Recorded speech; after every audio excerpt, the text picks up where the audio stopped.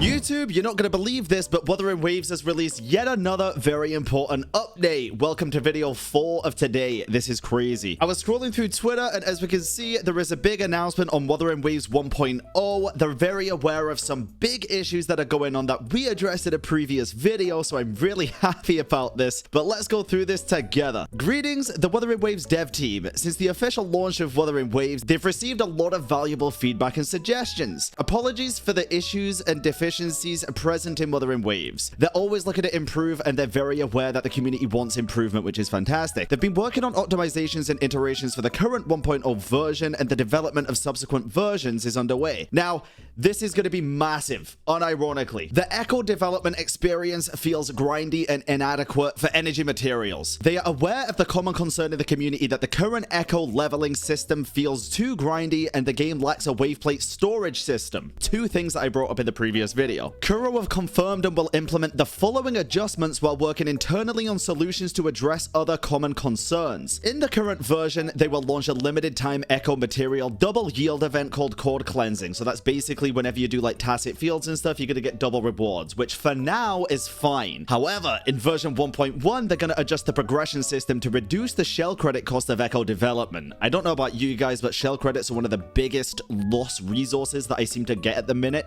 I'm always looking for more shell credits, so this is massive. Also in 1.1, they're going to remove the reward cutscene of the tacit field. It's just annoying, and it doesn't need to be there. And from version 1.1 and forward, the yield of echoes and echo development materials will be increased. The one thing a lot of people have been asking for is either a Waveplate decrease or a reward increase, so that's massive. In upcoming updates, they will also introduce the Waveplate storage system, which if you don't know, and as far as I'm aware, is going to be like the energy overflow system in HSR, where if you don't log in and you cap, it goes over that cap. Massive. Now, regarding our handling of the reward system error when recycling developed echoes, what was this?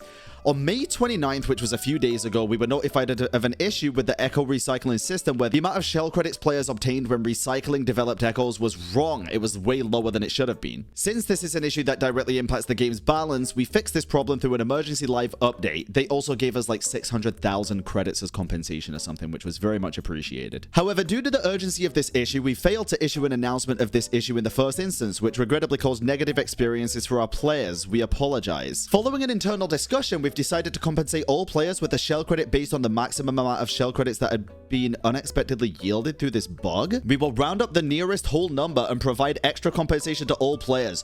1 million shell credits. Okay, that's going to be incredible, and we get those on June 10th. Perfect. You can claim that reward from June 10th up to July 3rd, so make sure you log in during that time. That's incredible. Thank you for listening, Kuro. They're also apologizing again for the hasty way they handled it. A lot of the issues at the minute are handled very hastily, which has caused a lot of extra problems, so I'm very glad they're aware of that. Again, I do believe they can fix all the issues that have happened so far. Additionally, to address the poor experience with the Echo system, we'll compensate all rovers with crystal solvents times 20. Oh my god, that's an extra what? 1,200 wave plates? That's incredible. That's perfect. That's the best compensation I could personally ask for. That's amazing. I can build Yinlin, who's also coming 4 days early, by the way. Check the other video from today. And there was also an issue with the 5-star weapon description. We're very aware of this. I'm not going to go over this, but this was a localization issue with the GP weapon description. There was a lot of issues regarding that. Go check my other video in short for that. But for one-time compensation, they're offering 5 forging tides, so pulls to all rovers for the known localization issue. I think that's the weapon pulls as well, so that's great. Thank you. And we'll get those on June 3rd as well. Version events. We've received extensive feedback on the duration and rewards of the Overdash Club event. Now, I don't know about this. For me, the rewards are perfectly fine, and the duration is also fine. I just wish there was more to do in a day. It takes like 3 minutes to do one of the events, and then it's done for the whole day. But they're also going to introduce a new limited time special event called Wuthering Exploration to offer new rewards and content to improve the game and experience on the 13th of June. From that, you get 800 asteroids, a morphable elite class Echo, and another one, and a premium tuner and a premium sealed tube. Okay, one of each. Hopefully that doesn't mean it's just one of each. Hopefully that means more than one, because one premium sealed tube and one premium tuner is nothing. You need 10 premium tuners to do one tune on an Echo, but we'll see. And then the version updates timeline. Yeah, this is also in my other video. They've now pushed forward and advanced the release of 1.1 and the next stage of 1.0. Yinlin's now going to be releasing in like 4 days, along with her weapon. And I think Jian's banner is going to continue to when it should have, but don't count me on that. They haven't said. So now the next update for 1.1 is going to be on June 28th, which will include a new air area, Mount Firmament, new resonators Jinchi and Chang Li, and a new boss.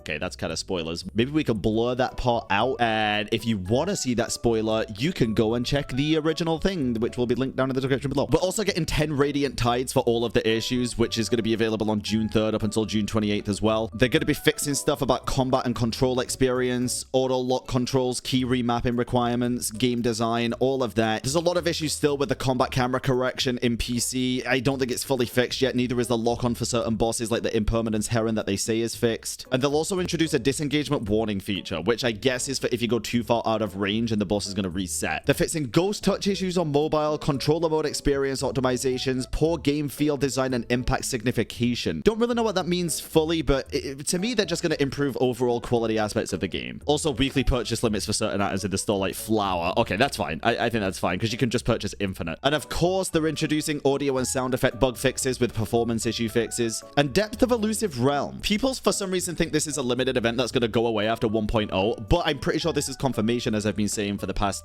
week, that it's going to continue and just the rewards and stages are going to be different each patch update. We've received numerous player feedback suggestions regarding the Depth of Elusive Realm event in 1.0, and in the upcoming version 1.1 update, we will further improve this event and add new content, including more playable characters, new challenges, new mechanics, and new buffs. That was a given to me. There was no way something as extensive as that event was going to be limited time and disappear. It's too good. So those are all fantastic updates. Let me know what you think about this down in the comments below. Thank you very much for watching, and thank you, Kuro, for listening and acting quickly. Catch you all in the next one. Peace.